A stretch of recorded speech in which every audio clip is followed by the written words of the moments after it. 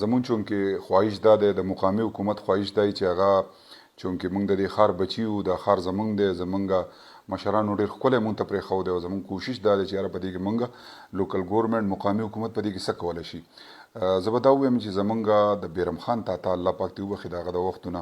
کومې مقبرې چې وي کوم پارکونه چې وو څه چې وو هغه زمونږ ایسټس وو د بابوزو په دې کې مختلف کم ناظمان چې په هغه وخت کې راغلي دي هغو خپل کار کړی دی. زما خپل ویژن دا و ما قوم ته هم دا ویلو چې یاره په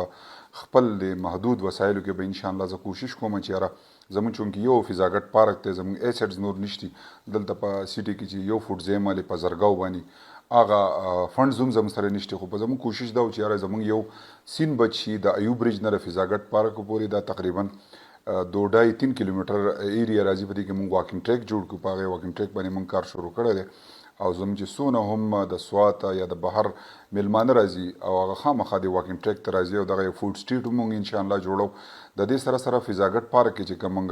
زیپ لاین ولګو یا نور اکټیویټیز د دې لپاره ولګولو تاسو ته پته ده پرایویټ پارکونه هغه ډېر زیات په مخ کې روان دي او دا چونکې د دې ښار ایسټس دی میونسپل ایډمنسټریشن د تحصیل بابوزو ایسټس دی موږ کوشش دا و چې یاره څنګه چې دا پرایویټ پارکونه ښکلي دي په دې کې څومره خلک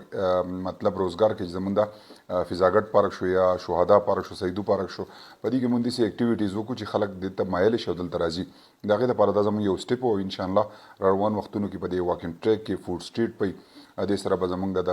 فیملی دپاره جدا ټریک او د کوم چې میلمانه یا زموږ د دې علاقې کم سیلیانیان دي د هغو دپاره به جدا انشاءالله موږ خپل کوشش پکوو زموږ خو دوه کار دي یو نیت ته یو منډه ده موږ کوشش کوو چې د عوامو په مفادو کې هغه استعمال کړو. زما نوم عبدالباسط دی موږ بلانګ کوو د بډاګرام نه زموږ خپل ایډونچر کمپنۍ ده بي ایچ پي ایډونچر ټوریزم پاکستان ٹھیک شوه او الحمدلله په دې کې موږ ډېر شي اکټیویټیز لانچ کړي دي پاکستان کې سایکل زیپ لاین داسې مختلف نو آی هوپ امید ساتم چې موږ به اور نور هم اکټیویټیز لانچ کوو دلته کې نو دې سره د دې ایډونچر نوم دی سکائی سایکل دا فرست ټایم موږ په دلته کې لانچ کوو د دې نه مخکې موږ لانچ کړي دي په بلو واټر کالام کې او داسې په کالام نور ایریا چې کوم دی هغې کې او داسې ورسره په کومراډ شو او هغې نه پس هونزه شوه او داسې نلتر سیټي کوم بره چې ده داسې موږ ډېر شی پاکستان کې تقریبا ډېر لانچ کړي دي او امید ساتو چې نوي نوي اکټیویټیز خپل د مارکیټ او د پاکستان ته راوړي. آیډیا چې کوم ده دا زموږ ډېر ایکسپیرینس لرو د دې باره کې او فرست ټایم چې څه ټایم دا موږ لانچ کوو دې باندې خپل ایکسپیرینس موږ په خپله ونه استعمالوو هغې نه پس بیا دا موږ لانچ کوو مارکیټ ته راولو او اول د خیره فرست چې کوم دی سیکورټي هر څه چیک کوو هغې نه فرست چې کوم دی بیا په دې منطقه کې موږ فرست رایډ لو خلکو فرست ټایم چې کینې لږ غوندې کنفیوز وي خو چې